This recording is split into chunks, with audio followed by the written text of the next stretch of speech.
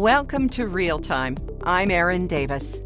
Whether it's our salaries or our family dinners, negotiating is part of our daily lives. For realtors, it's fundamental to your business.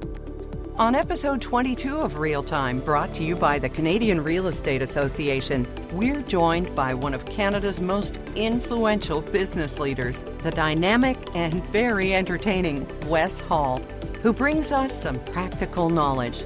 Now, with Mr. Hall, the newest member of CBC's Dragon's Den team, we'll explore principles, best practices, and trends in negotiation, as well as key takeaways to help you as a realtor to strengthen that skill. Well, look at you with the still new dragon glow to you. What You said on a promo for CBC that everybody was going to love you and all the dragons were going to love you. How has that worked out so far, Wes? Erin, they still love me. Oh, good. And good. That's what happens when you're a lovable person. Everybody's going to love you, right? Oh, okay. All right. I'll keep that in mind for our conversation here. It's great to have you with us, and your story is unbelievable. But you did, as you know, grow up living in a tin shack in Jamaica. And now here you are, one of North America's most influential power brokers, a hugely successful entrepreneur, an anti-racism activist, and of course, as we mentioned, the newest dragon in the den. So tell us, if you can, Wes, here, and it will make a bestseller one day if it hasn't already, your journey from such humble beginnings to where you are today. Would you please? Well, it is indeed a journey. And when people hear about this tin shack, they probably roll their eyes and go, of course, everybody is from a tin shack, right? But I literally was from that tin shack. It's got a zinc roof. It's if you look it up on the internet, Wes Hall's Tin Shack, you probably will see it. Me and my grandmother in a picture standing looking at this shack, and me saying to my grandmother at the time, I'm going to get you out of this place one day. And so I have 14 brothers and sisters, by the way, a traditional Jamaican family where I have 0 full brothers and sisters in that number. Wow. And so my mom and dad was never married. They kind of had a one-off. And I was that one-off. That's why I'm so special, because you just can't replicate Wes Hall, right? Gee, I wish you'd work on your self-confidence a bit. I'm trying, Erin. It's just so hard. It's hard to be humble, but I try. Yeah. And you came to Canada in your teens. September 27th, 1985, Friday. It was I came here and I moved, I came to live with my dad, and I moved to Malvern. That's where my dad was living at the time. And he had 5 kids in Canada on his own. And I came in to live as number 6 in that household. And he had another daughter that was in Jamaica that came later on. But I was out of the house by that time. But I was added to that household. And it was the most amazing thing for me, because was my first time on an airplane, my first time seeing traffic lights, because I lived in literally the bush in Jamaica. And when I came here, I got off the airplane at Toronto International Airport, Pearson, and I walked outside and I saw these people, my siblings and my stepmom and my dad, waiting for me. And this just, oh man, it was just a euphoric moment. And then I got into their vehicle and I'm driving on a 6-lane highway, the 401. I've never seen anything like it before. And then we landed at his house in Scarborough, that the whole neighborhood was still under construction. It was like mud and dirt, but to me, that was paradise. I found paradise coming to Canada. And so I kept that picture of me and my grandmother in that tin shack on my desk on Bay Street for 2 reasons. One is to remind me of where I came from and never to forget. And 2, to celebrate this great country of ours. And it's only in a place like Canada. And I hear about the American dream and so on. You never hear about the Canadian dream. But the Canadian dream is alive and well. And for me, having that picture, it's really celebrating the Canadian dream, that you can come from a tin shack and you can end up at the top of corporate Canada on Bay Street.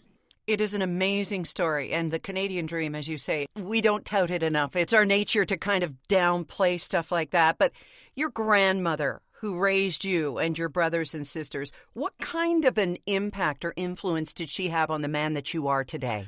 Everything, every aspect of who I am today was architected by her. And when you think about it, she didn't sit me down and gave me lessons and say, here's how you become a man, Wes. She used her example of industriousness to show me what I should be when I grew up.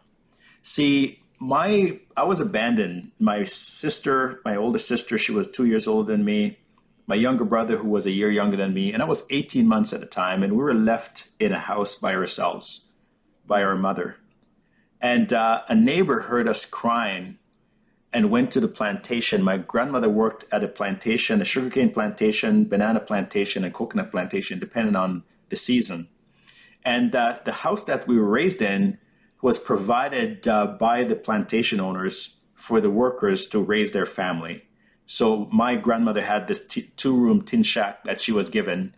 And she came and got us from the plantation and brought us to live with her. You know, I was 18 months old. And she wasn't argumentative about it or was bitter about it, right? She was 60. Could you imagine at 60 years old, you have all these grandkids that you're raising already, and then you inherited 3 more, and the 3 was like all under 5 years old. And, you would have some resentment towards your children or your kid that did it to you or towards the grandkids. My grandmother, I never, ever remembered her, holding it against me as a child. But she was working extremely hard to make sure that there's food on the table for us, to make sure that we went to school. And we didn't have much. I didn't wear shoes to go to school because we couldn't afford it. And there are times when I didn't even have food to bring to school to have lunch. But the fact of the matter is that she knew that education was important and she made sure that we went to school. And so I grew up watching her. And as a result of watching her, it was instilled in me what I should be when I grow up. And I wanted to be like her. And she taught you the art of negotiation, I understand, too. And as anyone who has been to a Jamaican market, I mean, as a tourist, I always go in there and I go, oh, I hate to haggle. I hate that bartering back and forth. But if you don't know how to do that, you don't belong there. Well, listen, when you are poor, you have no choice. Just put it that way, right? So If you think about my grandmother raising all these grandkids, and she has a finite amount of money to spend, if you think about what it's like to work on a sugarcane plantation, you're in the hot Jamaican sun, you're bent over with a machete in your right hand and grabbing the stalks of sugarcane with your left hand, and you're chopping at the root, and then you chop the stalk at the top, and then you put them in piles, and you do that for 10 hours a day. And the only time you stop is to drink some water, wipe the sweat off your brow, and have a little bit of a snack or something to eat quickly, and you go back at it again. And when you get that paycheck, once a month they pay you, you have to stretch that money as far as you possibly can. So when you go to the market to shop, you have to make sure that if they're saying that tomatoes are $2 a pound, you try to make sure that you get a tomato for 50 cents a pound. And that's what I saw in my grandmother when she would take me to the market with her, that not a single price that she was quoted, she ended up paying for that product. She always negotiated and she always got the price she wanted. And she was also someone who was selling her wares as well. Exactly. So you saw it from the other side. Exactly. So I saw the buying part and the selling part. So when you're buying, you want to get it as cheap as possible. When you're selling, you want to get the most money as possible. So one of the things that my grandmother would do is, because she would sell puddings, for example, she would bake these amazing puddings and she would sell them. But her puddings were so good that she would be selling it for more than everybody else in the market. And she would be sold out before everybody else. And that would create this amazing word around the neighborhood that if you want to get the best pudding at the market, you have to go early, because Mama Julie's pudding is always sold out early. So when you're creating that kind of demand for your product, it doesn't matter what the competition is doing, right? Because you're always going to get your price. And especially when you're going to be sold out before everybody else, you can keep on marking that up. And that's what my grandmother would do. That her pudding was the most expensive pudding in the market, and it's always the one to go first. Before we leave Jamaica and head to Bay Street, which is where we're speaking to you today, what became of your grandmother? Were you able to share some of your bounty with her before she left us? Well, you know what? Thank you for that question, because I never really got asked that question in the past, and I really appreciate it. In that Tin Shack picture that you would see if you search on the internet, I was 22 years old, and my grandmother was a very old woman at the time. And I went back and I said to her, Mama, I'm going to get you out of this tin shack one day. I'm going to work hard enough in Canada. I will continue to work hard to get you out of that tin shack. I got my first big break on Bay Street. The first one, I became a vice president on Bay Street. I'm like, finally, I'm ready to get my grandmother out of that tin shack. And she died 2 weeks later. Oh. She never saw the ultimate success. See, I had 3 children. I was working hard. I was trying to provide for my family. And I was waiting for the perfect opportunity, the perfect timing to bring her over to show her my success. And as a result of waiting for the perfect opportunity, she never saw any of it. I shouldn't have waited. I should have brought her in here a lot sooner so that she can see what I saw when I came here at 16 years old, September 27, 1985, because that impressed me. Just being in this country impressed me. And I know she would be impressed by this country and by what I was doing to work hard and to try to provide for myself and my family here. So she never saw it. She died in that tin shack. She died in that tin shack. And that's one of the reasons why, Aaron, I push myself as hard as I do, because, she deserved to be where I'm at. She deserved to appreciate the fruits of my labor, because she was a big part of that, and she never got it. And so I don't really work for money anymore. Yes, I initially started by saying I want to make as much money as I possibly can, but now I try to change people's lives by the wealth I've created for myself by working hard. And if I can change people's lives, like my grandmother changed my life, this world will be so much a better place. That is so beautiful. Thank you. And I am so sorry. I'm so sorry for that regret for you, Wes. Coming up, how Wes Hall just about let his biggest break slip away because he had to. It's a great story. Love real time?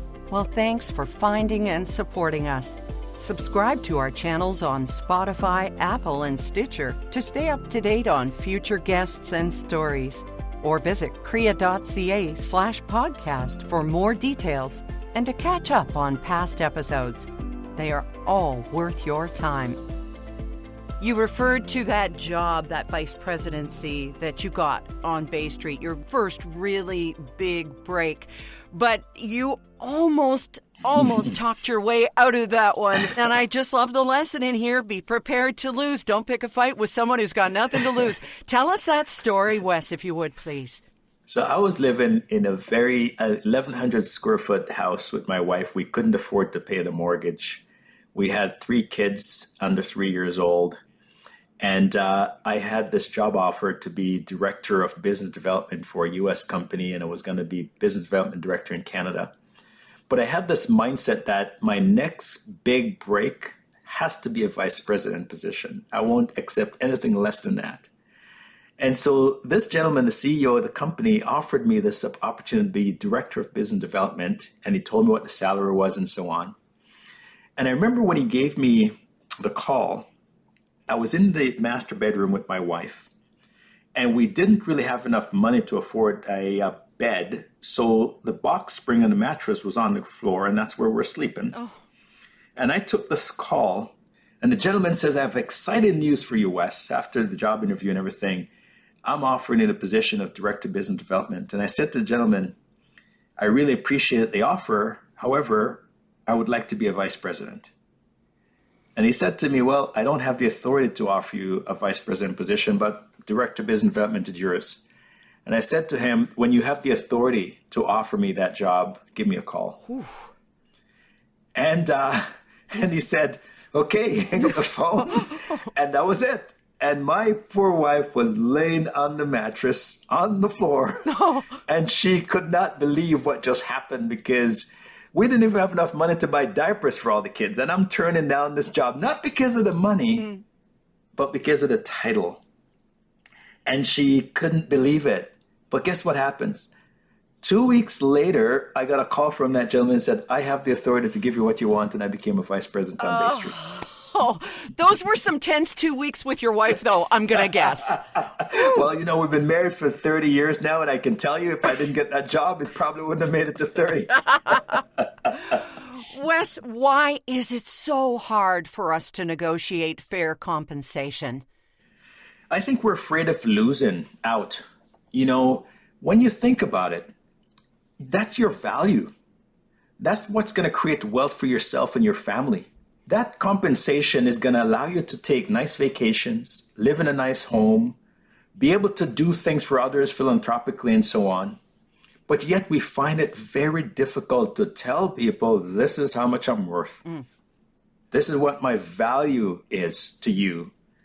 And we go into companies and we create massive values for companies. When I was working at this vice president level at this company, I was creating a ton of value.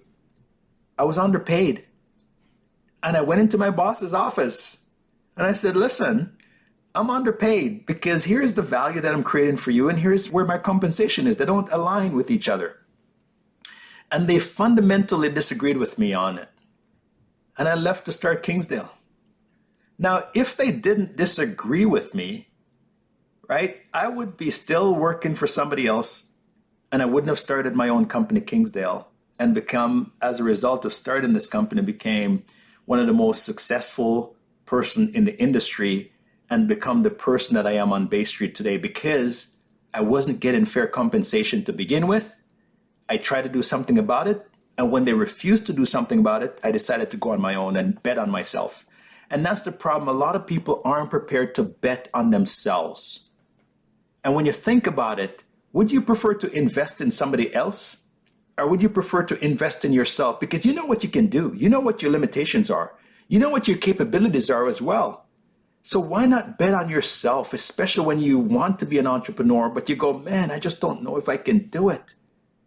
You need to get those doubts out of your mind, at least give it a shot. And that's what I decided to do when I started this firm. I said, I don't want to be sitting here 20 years later regretting the opportunity that I've missed. I want to know that I've tried it, it didn't work, and I can pivot and figure something else out. And boy, have you ever made it work out for you? And let's talk a little bit about high stakes negotiation. How do you go about reading the room? Every single negotiation we go into, we have to figure out who's on the other side of that negotiation, right? Some people are prepared to pay more than others. Some people are just not. When you're in a business where there's no particular price list, for example, if you look in the real estate business, and there's typically, if you go down a particular street in a particular neighborhood, every single house is not exactly priced the same. Mm-hmm. So there's room there, wiggle room for your creativity and for you to now determine to the market why your house should be more valued than the other houses in the neighborhood. And then sometimes 20, 30% higher, right? There may be features that you put into your house that others didn't put into there. How do you value that? And so in terms of negotiating, you have to figure out how important are these things to the person buying my house. So how does a realtor go about finding out what's important? Just listen, or what sort of hints would you give, Wes? Well, I would say the questions that you ask. When you're going through a showing, for example, you have to appreciate what are the things that are getting the person's attention that you're touring through the house. Sometimes, for example, we're going through and we're just excited about, I can't wait to show them this part of the house.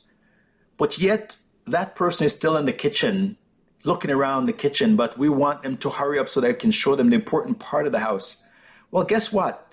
The reason why they're in the kitchen, maybe he's a chef and he loves to cook. And he's looking at how he's picturing himself in the kitchen cooking a beautiful meal. And you're trying to interrupt that by showing him the gym when he doesn't care about the gym because the gym is so beautiful, or the theater is so beautiful, but he doesn't watch a TV, or he doesn't watch movies, or he doesn't really care about those things. So we need to read the audience and to see what's appealing to them, and then focus on those moments. One of the things that somebody said that I heard great about selling a house is that, sometimes after you finish a showing, just sit in the living room or some great part of the house with the person and have a conversation with them, because then they can visualize themselves living in that house, sitting in that room, maybe reading a book, maybe the fireplace is on, and it's snowing outside, and all of a sudden it just changes their view on the place because they see themselves in it. And sometimes we miss those little part of getting things done. And if we focus on those things and pay attention, we can close deals really quickly, and we can actually get the prices that we're looking for. So much of this is listening, isn't it? It is. It is. One of the things that I tell my team when we're negotiating, for example, and sometimes in real estate, you're on the phone negotiating with the other side, and you give them this is why this house is so great and everything. The feature sheets is all there and everything. And then you tell them, okay, but this is my price, 10 million. Let's say, for argument's sake, we're in the big leagues here, 10 million. And this person on the other end, you convince them that this is the best house for them, and you convince them it's the best house. And then when you put the 10 million on the table, again, you try to justify it still. Why? You've already convinced them that this is a house for them. Now you have to convince them that 10 million is the price that they need to pay in order for them to own it. Let them determine, why it's not worth 10 million. Sometimes we try to sell against ourselves, right? We tend to just oversell, right? When we already have this person closed, and then we try to justify the price tag that we put on there. We shouldn't justify. If we list a house for 10 million, once you put your feature sheet out and you start to bring people through it, 10 million is 10 million, right? You bring me an offer for 10 million, nothing less. You bring me something less, I'm going to have a conversation with my with my seller about it. But at the end of the day, this price is the price that you're going to pay ultimately. And you're not going to get me to say it's 8 or 7 because other comes say this is unique and these are the reasons why it's unique. And when you find that buyer that know that this place is unique, you got to close them. And sometimes it's listening to the seller, too, the seller who maybe doesn't want this house torn down for a replacement, that they want to be able to come by and see it again with their grandchildren one day and say, this is where your parents were born or something like that. There can be things to listen to in the seller's story, too, can't there? Absolutely. I sold my first house for $200,000. Bought it for $112,000 and I sold it for $200,000. And it's over 30 years. And every year I go back to look at that house because I remembered when I was standing in the bedroom, when I got that job offer and I turned it down. I remember that I fixed that porch at the front. The porch was done by me, my hands. And I take pictures of that house. And it's important to me that I do that. And I bring my kids by to say, this is where you were born. So if I now, let's say when I was selling that house and I had that emotional attachment to that place and somebody said, yeah, I'm going to rip it down and I'm going to build this amazing building there and the house is going to be fantastic. Fine, that's your dream. But you just took away something that's really important to me because you're going to demolish it. And as a result of that, I prefer to sell it to someone for less money who's going to preserve it than somebody who's going to destroy that memory. So sometimes if we don't appreciate the seller's motivation for selling, we could be leaving a lot of value on the table and we completely could be losing opportunities because we just didn't listen to the reasons behind why this person is selling this house. When we return to Real Time, our guest, Wes Hall, one of Canada's top-ranked business negotiators, looks at the things that hold us back, the barriers when it comes to negotiation. If you're like me, you find the best coffee or tea is the one you're enjoying at home, maybe right now. But the best content is at the Crea Cafe. Tap into the knowledge of realtors across this country of ours. Share your own lessons and insights by visiting Realtors Corner on Crea Cafe, a hub of great content created by realtors for realtors. When we're talking about negotiation, as you've pointed out so perfectly, it can come with a range of emotions, especially in an industry like real estate where clients aren't just buying and selling houses, they're buying and selling homes. They're buying and selling the place where your children came into the world and where you took that phone call and said, no, I'm going to wait for VP. Wes, what are common emotional barriers to negotiation? You've said there's a thin line between arrogance and confidence. So what are some of the most common emotional barriers? I think sometimes it's really not really understanding people's motivation. And, there's, when we think about the real estate transaction, is one of the most important transactions that you'll ever do in the business world. And I buy and sell companies and so on. But that's only a very small number of individuals that are in that category. But most people that own a home, at some point, they're going to transact. At some point in their life, they're going to sell that home, and then they have to make that decision very, very quickly. And the longer you stay in that home, and the more improvements that you make to it, the more difficult it is to part with it.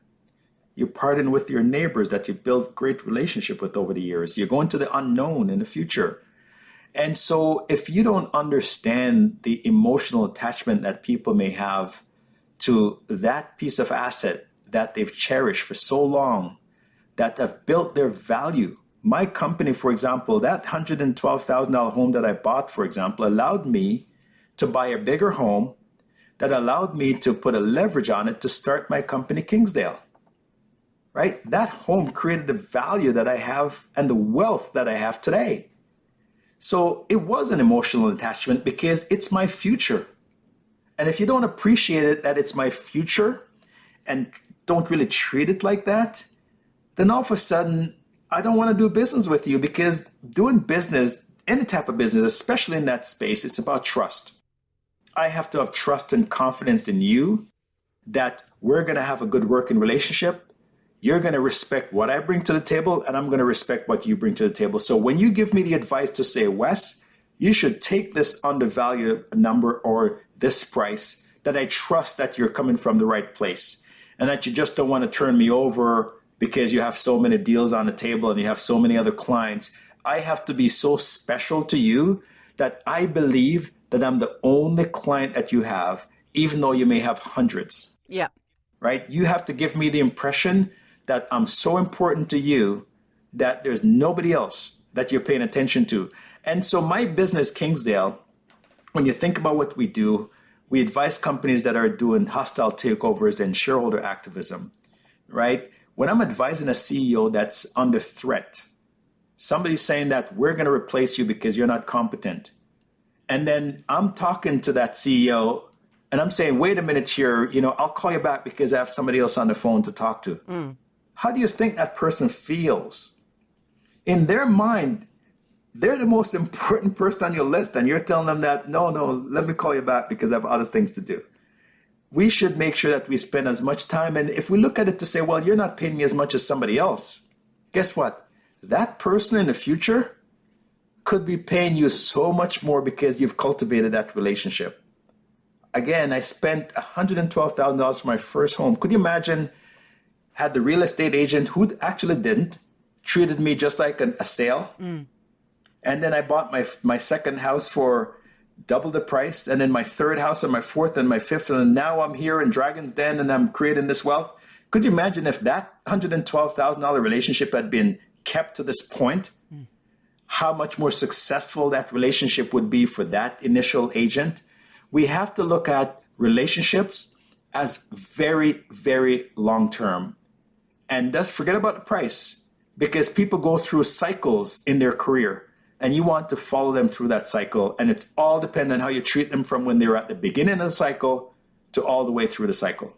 In their career and in their families, you're going to need more bedrooms. You're going to need fewer bedrooms. You might want to buy a second home if you're able to for your children to live in. Exactly right. All of these, and the importance of building relationships. So just before we get off this particular part of the conversation, Wes, and we're just loving having you here today. How do we cope with our own humanity? How do we cope with our emotions and not let that overrule the sense of a business decision? When you're successful, there's a lot of pride and ego that comes with success. The reason being is because everybody's telling you how great you are. Mm-hmm. Your staff's telling you, wow, you're number one in the city. Oh, you're number one in the province. Oh, you're number one in Canada. And then all of a sudden, there's other things that start to come with that. Hubris comes with it. And you need to have people around you. They're just not buying it.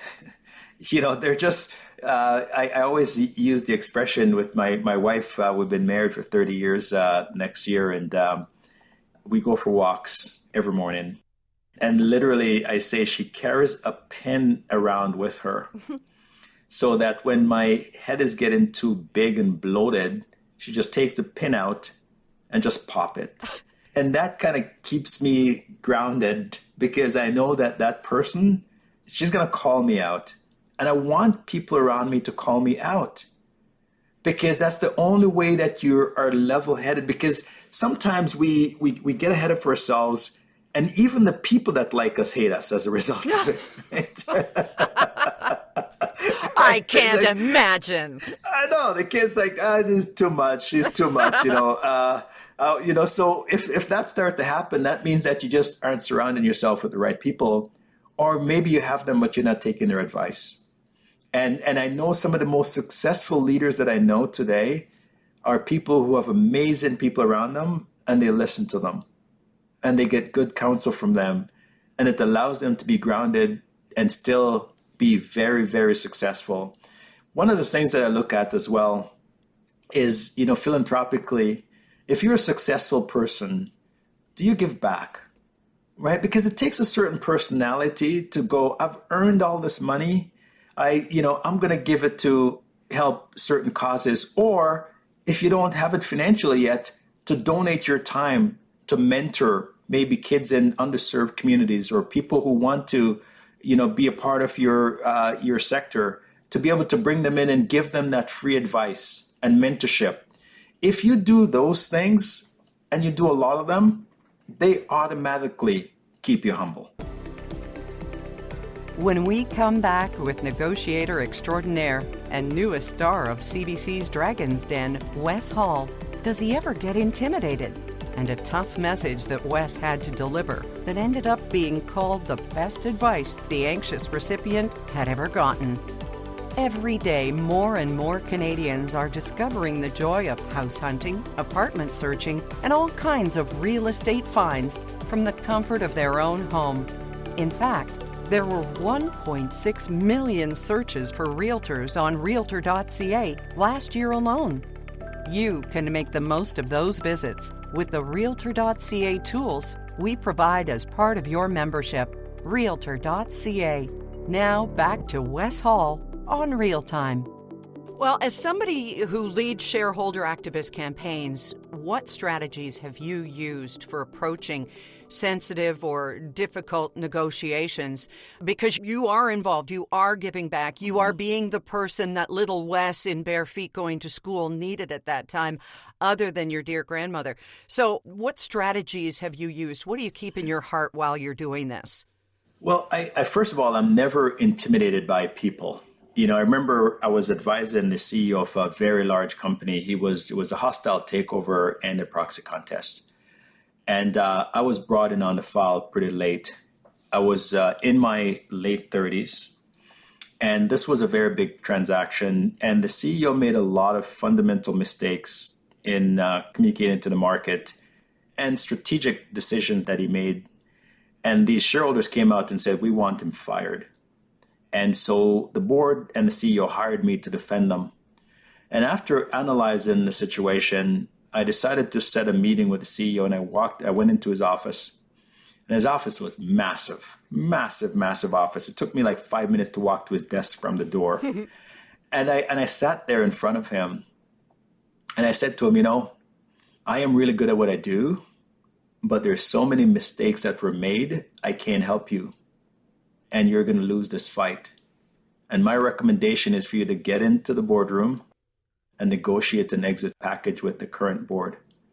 Because we're going to lose this fight and you're going to have a hostile board coming in.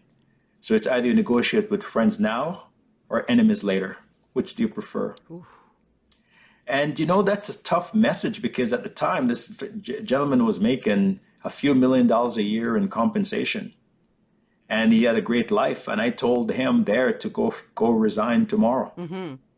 And the next day, he actually resigned. And still today, he's like the best decision, best advice I've ever been given. But if I was intimidated by the size of his office, how much his compensation was, that I'm just this 30-something-year-old black guy walking into this accomplished person's office to give him this piece of advice, he wouldn't have gotten the right advice because of me being intimidated and me being afraid to do the right thing and say the right thing because of how he was going to respond to it. So we have to always appreciate that, integrity first, that matters. And sometimes we're giving people advice that they don't want to hear because we're intimidated by them. But if we allow that to stop us from giving them the right advice, I don't think we're being good advocates. I don't think we're being good advisors. And so in the real estate business, that's what you are. You're an advisor. And you're going to walk into somebody's home and you're going to tell them, I know you think this house is worth 10 million, but it actually doesn't. It's worth 5.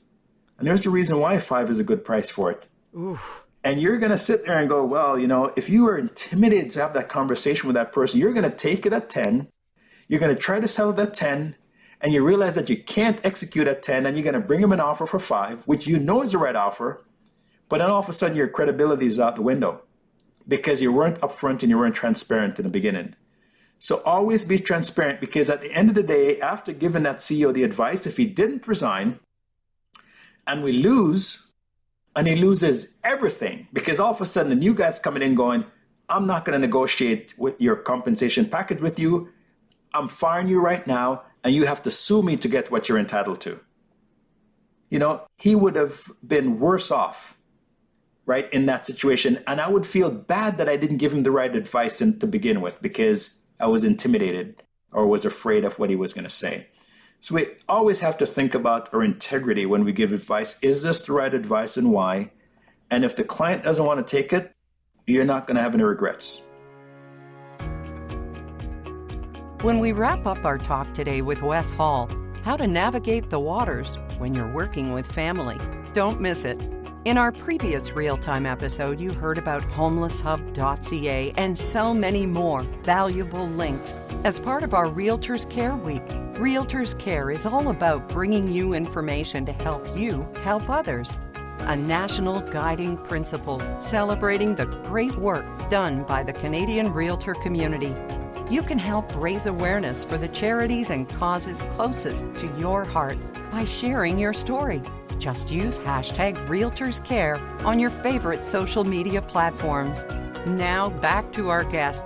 He's a master negotiator, even when it comes to family. Wes Hall. I can't imagine what it was like growing up one of your 5 children with a master negotiator. Did anybody ever get a raise in their allowance? Or how did you move your negotiating prowess into parenthood? Or was this something that you left mom to do? How did that all work out, Wes? Well, first of all, two of my boys are working with me. One is working with me very, very closely. Mm-hmm. And last week he said to me, so I know we're on compensation season, so I just wanted to know what's going to happen with my comp. And I said, how much are you making? And he told me, and I said, why do you need more than that? I'm paying your rent. You're living with me at home. I'm buying your food. Okay. The only thing that you have to worry about is the clothes that you wear. Why do you need more money than that? Right. Okay. Right? No, fair. That's a reasonable kind of response to it, right? Mm. And he started to stutter a little bit because he didn't really know how to respond to that. But and I said, plus the work that you're putting in, you're going to inherit in the future anyways. So why do you need money now? You're fine. But I kind of said that in a sense that I kind of want to see how he responded to it, and he certainly held his own and justified why his compensation should be higher, and he will get a higher compensation. But what my wife said to me at times is that just remember that you're dad first, and you're their business person and the boss second. Mm. So how you interact, because, when you're working closely with your son or your daughter, especially in the real estate game where there's a lot of families working together. Yes. Sometimes we forget the fact that we're just a parent first, and the business will be fine. But I keep that in mind every time we're having conversations about, whether it be about tough conversation like compensation, conversation about discipline in terms of a work discipline, meaning that you messed up on this thing, and how do I respond to you? Do I respond to you as your boss, or do I respond to you as your father? And when I get home, do I have the boss hat on at home, or do I have the dad hat on at home? So I made sure that I'm very careful in terms of what hat I'm wearing when I'm having those conversations, because it could ultimately affect our relationship in a very negative way if that's not managed properly. Is there a limit on how much shop talk at home or over the dinner table or... You know, my wife manages that, Erin, very, very well. She's very good about, so we try to have dinner as a family at 6 p.m. every evening. And around the table, we talk about different things, but we're very balanced in terms of what we talk about. And so if I'm sitting on the couch reading a book or I'm watching a show, he doesn't walk in and say, hey, by the way, that deal, here's what's going on and all that. He respects those boundaries. And so if we're having a 5-minute conversation about something business at the dinner table, we do that, but it's not an hour conversation. It's a very short conversation, but the rest of the conversation is about the family, about us, and the business will come. So we don't overly focus ourselves on business, because, you know, that could be draining, and there's no time to unwind, and there's a lot of stress that comes with that. So to the extent that when I'm walking with my wife, for example, if I have something on my mind business-wise, that's where it gets resolved. Because it's amazing when you're talking to somebody who's not in the sector that you're in, they can see problems from a completely different perspective. And I value that perspective because I would never have thought of the solution the way that she would think about it. And I find that we solve a lot of problems in my business world by having those walks and having those conversations with her about challenges that I'm facing and coming up with a completely different way of thinking about it that I wouldn't have. You know, Wes, that once COVID's over, you're not going to be able to hide behind the mask, and everybody's going to be recognizing you from TV. Your wife's going to need a bigger pin. Well, it's funny. I was walking through the neighborhood, and this was when I was just announced on Dragon's Den. Yeah. And this young lady walked by me, and she turned around and said, "Are you Wes Hall?" My wife was with me. And I said, yes. Like, oh, I love you. I was like, I can't wait to watch you. And my wife, after she turned around, she looked at me and said, oh, man, I'm not going to live this down. So I'm like, see, I'm a big deal, honey. You got to treat me like a big deal. And she just like, she shaked her head and go, yeah, never. That's great. Great. Thank you for helping us to talk about negotiating deals and everything that's been a part of this, Wes. It's been just such a pleasure. And you are a big deal. Just Erin, you know what? You're so kind. You should be my PR person. Oh. But I probably can't afford you for that. Well, now that you've taught me how to negotiate. That's right. Thank you. Thank you, Erin. And best of luck to you in everything. I can't wait to read an autobiography about you, or I'll write it with you. It's coming out next year, so stay tuned. Awesome. Thank you, Wes, so much. Perfect. Thank you.